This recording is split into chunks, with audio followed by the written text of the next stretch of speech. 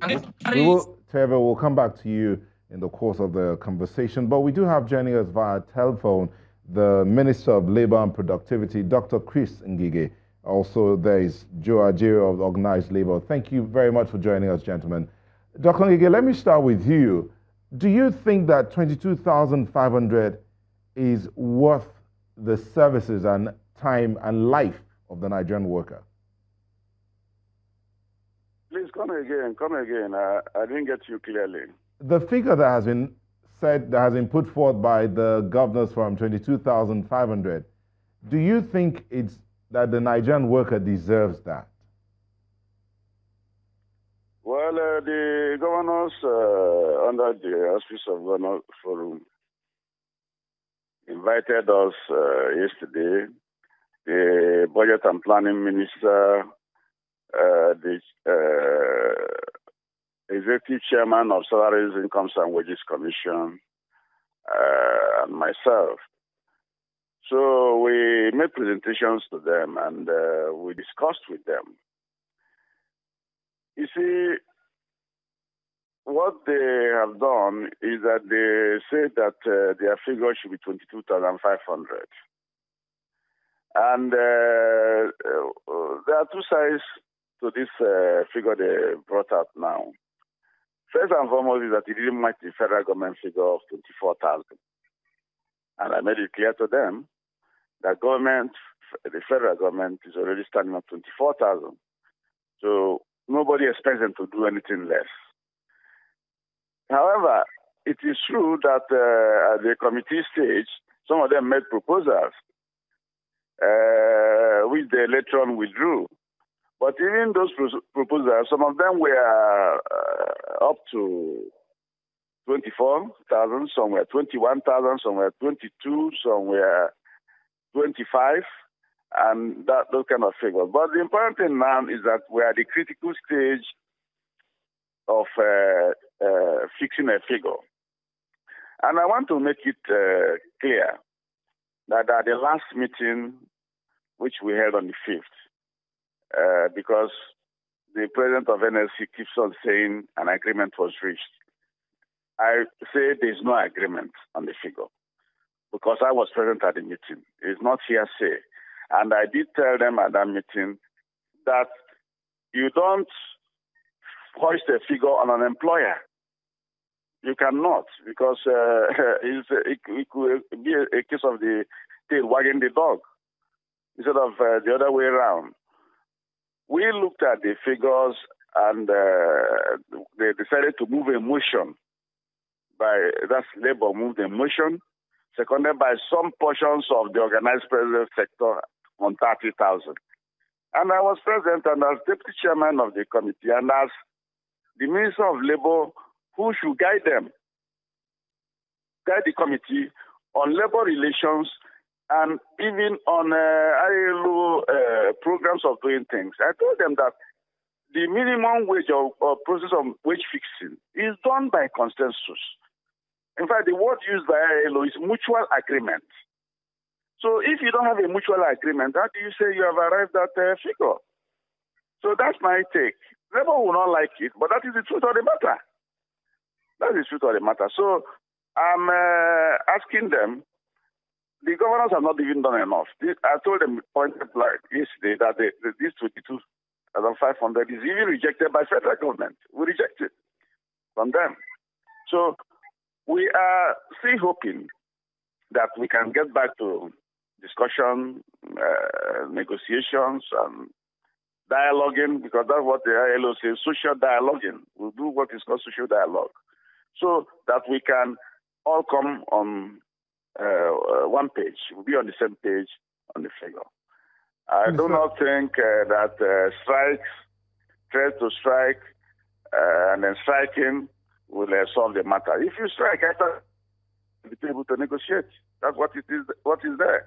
Okay, Honorable Minister. So, if you can just hold your thoughts, Honorable Minister, I'll come back to you. Just let's hear from the Labour side. Mr. Ajero, the Minister has spoken about the meeting you had on the 5th of October where Labour and private sector proposed this, but it wasn't exactly like a consensus figure, the 30,000. Now you've heard from the Governors Forum. But the minister has also talked about the federal government's position of 25,000 or 24,000 for minimum wage. Can't Labour, in these three figures, can't Labour come to a compromise? Hello, Mr. Ajero. Hello. Yes. There are three figures on the table right now. The 30,000 that, according to the minister, was proposed at that tripartite meeting between Labour and organized private sector. Then the 24,000 by the federal government. Not the entire private sector, a portion of the private sector. Okay, a portion of the private sector. Then the 22,500 by the Governors Forum and the federal government's 24,000 now. Is it not possible for Labour to come to a compromise within these three figures? Well, thank you very. Is the Honourable Minister still talking? No, he's on the line. I'm still talking. I'm speaking to Labour. I continue speaking to them, even though they don't like it. But that is what we should be doing. Okay, Mr. Ajero, the question is to you right now. Please go ahead and answer. Okay. Well, you can see that, and I think the Honourable Minister understands that the Governors Forum does not exist in law as a negotiating machinery. He understands that clearly. It is not a negotiating machinery. The Governors Forum does not exist in law as a negotiating machinery. Bringing them up at this critical stage in the discussion of the minimum wage to tinkle between 24,000 and 22,500 is best known to the minister and the government of the day. Now, the issue of 30,000 naira, as far as I'm concerned, is not the figure of Labour. If the Minister of Labour wants us to start a fresh negotiation, the United Labour Congress of Nigeria, the NLC, the TUC, made a joint presentation of 65,000 naira. And he should be mentioning 65,000 naira and 24,000 naira. The 30,000 naira has been disposed by all the parties. Secondly, we can't negotiate forever. Mr. President inaugurated the committee on the 27th of November 2017. Now, 1 year after, he can't be calling us to the negotiating table. I think they are wasting our time. If they say they are not going to pay, and they are not going to pay, or they are going to give a wage award, the minister should understand, is different from a negotiated minimum wage. It's clear. If the governors want to give an award of 22,500, that is not the national minimum wage. And the governors can't determine a figure and call it national, because if you read through their statement, they say 22,500 is the new national minimum wage. That is purely illegal. The governors don't have such power. Well, I think they should be called to order. All right, thank you, Mr. Ajero. Honourable Minister, I just want to let the both of you know that it's a conference call that both of you are on, so you'll be hearing yourselves. I'll direct the questions appropriately. I heard Comrade Ajero. Comrade Ajero knows that the figure of a national minimum wage is a national legislation. And that national legislation is being driven by the federal government of Nigeria in pursuance to item 34 in the second schedule of the exclusive legislative list. But you don't go and make a law which people will disobey ab initio. If you make a law and hoist a figure that is not agreeable, which people don't have the capacity or ability to pay, because the ILO says that in those negotiations, the critical principle you use is the ability to pay, capacity to pay, and sustainability.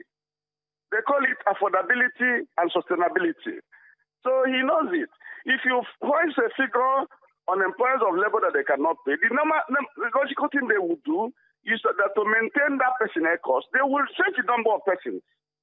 They will do retrenchment. They will declare redundancy and say we have fewer worked for a greater number of people to do. And so we will shed off some of the people. And when you do that, you cause social disequilibrium. You will cause the Boko Haram people to have people to go and recruit. Honourable Minister. The kidnappers will recruit more people from there. The Avengers will recruit more people from there.